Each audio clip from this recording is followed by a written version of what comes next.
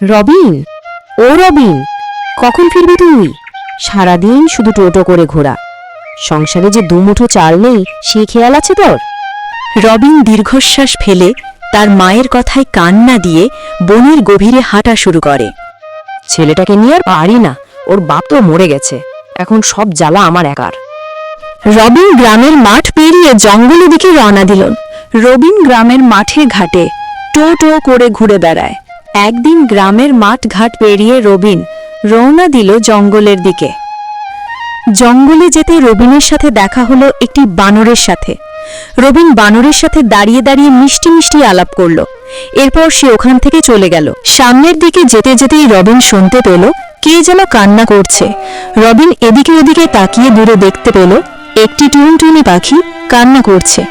আরে, তুমি কান্না করছো কেন? এটা বলে রবিন টুনটুনির কাছে গেল। আরে টুনটুনি, তোর তো পা ভেঙে গেছে, তুই কাঁদিস না, আমার সাথে আমার বাড়ি চল।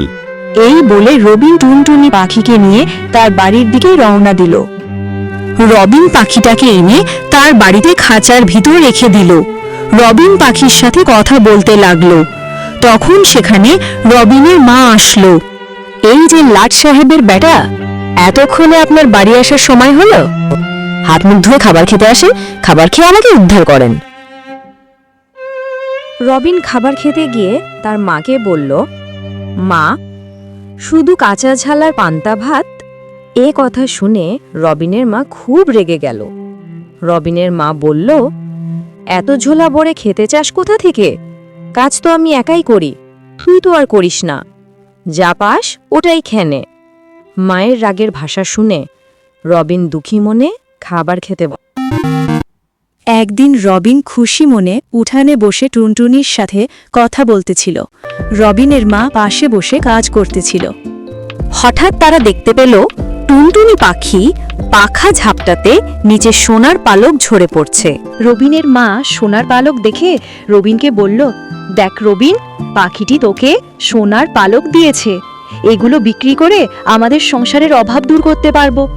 রবিন তার মাকে বলল, না মা, আমার বন্ধুর কষ্ট হবে।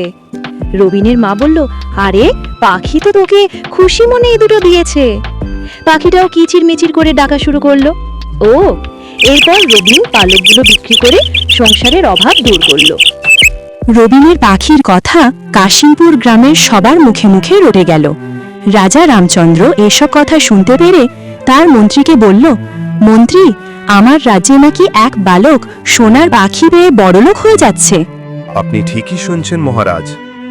এই কথা শুনে রাজা রামচন্দ্র খুব রেগে গেল। হিংসুটে রাজা তার প্রহরীকে ডেকে বলল, যাও, রবিন নামের ওই ছেলেটির কাছ থেকে পাখিটিকে নিয়ে এসো। পাখিটি শুধু আমার, আমার রাজ্যের পাখি আমার কাছে থাকবে। প্রহরী এসে রবিনকে বলল, রবিন, তোমার পাখিটি রাজামশাই চেয়েছেন। রবিন বলল, না, আমার বন্ধুকে আমি কারো কাছে দিব না। এই কথা শুনে প্রহরী রবিনকে ধাক্কা মেরে ফেলে দিয়ে পাখিটিকে নিয়ে চলে গেল। রাজা রামচন্দ্র পাখিকে বলল, এই ছোট্ট পাখি, আমি তোকে এত যত্নে রেখেছি, আমাকে সোনার পালক দিবি? আমি হব সবচেয়ে ধনী ব্যক্তি পৃথিবীর ভিতরে। এই বলে রাজা পাখিটিকে খাঁচা থেকে ধরতে গেল। এই বজ্জাত পাখি, দাঁড়া দাঁড়া বলছি, এই কে আছিস? এই বজ্জাতটাকে ধর, উড়ে গেল তো। পাখিটা কিছু দূরে গিয়ে রাজার দিকে ফিরে বলল, রাজামশাই, আপনি হয়তো ভুলে গেছেন, জোর করে কখনো ভালোবাসা পাওয়া যায় না। আমি আমার বন্ধুর কাছে চলে যাচ্ছি। রাজা পাখির মুখে একথা শুনে নিজের ভুল বুঝতে পারল।